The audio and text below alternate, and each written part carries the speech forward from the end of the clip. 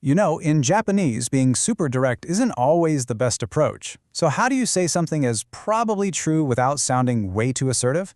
Well, in this explainer, we're going to master the grammar for making a polite guess, which is an absolutely crucial skill if you want your conversations to sound natural. So let's start with a situation you've probably been in. You think something is likely, but you're not 100% certain. How do you get that idea across in Japanese without just stating it like it's a cold hard fact? The answer is this wonderful little phrase, deshō. All you have to do is tack it on to the end of a sentence, and just like that, you've transformed a direct statement into a polite assumption. It's such a simple but really powerful tool for sounding way more considerate and natural. Okay, so how do we actually use it? Let's dive in and break down the building blocks. We'll look at exactly how to attach deshō to different kinds of words. And don't worry, it's actually more straightforward than you might think. The great news is that the rule for using deshō is pretty consistent. For verbs and for adjectives, you just add it right onto the plain form. Easy enough. For nouns, it attaches directly to the word. This simple pattern is going to cover you in most situations. But you knew there had to be one little exception, right? The one you got to watch out for is na adjectives. With these, you have to drop that final na before you add deshō. So, for example, shizukana, which means quiet, becomes shizuka deshō. It's a small detail, but a really crucial one. All right, now that we have those rules in our back pocket, let's get to the fun part. Let's see what this grammar actually looks like in full sentences. This is where it's all going to start to click. Here's a classic example, one you'd probably hear in a weather forecast. By adding deshō to the verb furu, or to rain, the whole statement shifts. It's no longer a certainty, it's a strong likelihood. It implies the forecast is based on evidence, but, it's not an absolute guarantee. And this same rule works perfectly for past tense verbs, too. So if you're wondering where someone is, you might say this. You're not stating for a fact that they went home.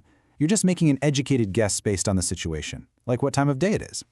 Now let's try an adjective. With an adjective like atsui, meaning hot, you just stick deshō right on the end. This is a very common, very soft way to comment on the weather. It's kind of like saying, wow, it seems hot today, doesn't it? And here it is, our special na adjective rule in action. See how the na is gone? The sentence isn't a blunt statement that the town is quiet. It's more of a gentle assumption, maybe based on just looking around. And finally, let's do a noun. Maybe you've had a crazy week and you've totally lost track of the days. Instead of just declaring today is Sunday, you can use nichiyobi deshō to show that you have a strong feeling, but you're not 100% certain. It's just so much less direct and more conversational. Okay, so we've pretty much mastered making statements with this. But what happens if we add just one more little particle to the very end? This is where deshō gets even more useful. Let's take a look at how to form some really polite questions.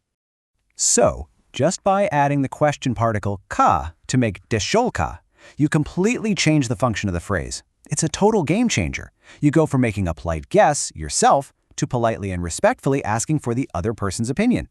It's a subtle shift in the words, but a massive difference in meaning.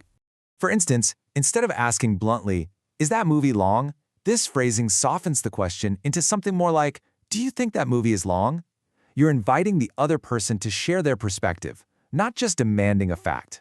And here it is again with a noun. This is such a considerate way to ask for confirmation about something. You're showing that you really value the other person's input, and you aren't just looking for a simple yes or no answer. This is really at the heart of polite Japanese communication. Whew, okay, that was a lot. So let's just take a second and boil all of that down to the most important points you need to remember. So here are the 3 big takeaways. First, deshō is your go-to for making a polite guess. Second, remember that one little exception. For not adjectives, you've got to drop the na. And third, if you add the particle ka to the end, it turns into a super polite way to ask for someone else's opinion. Okay, but listening to me talk about it is one thing. The most important step is to actually put this into practice. So think about it. What are your plans for this weekend? Based on what you just learned, try to express that probability in Japanese. Go on, give it a shot. It's by using this grammar that you'll truly make it your own.